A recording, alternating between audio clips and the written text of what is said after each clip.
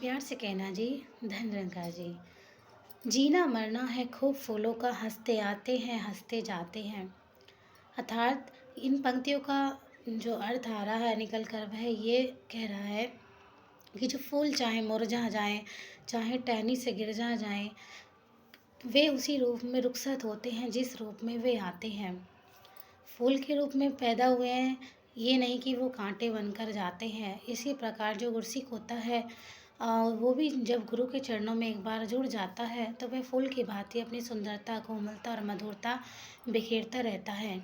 एक बार को फूल की खुशबू उस दिशा में महकती है जिस दिशा में पवन बहती है, किंतु गुरसिक का जो यश होता है वह चारों दिशाओं में फैला रहता है।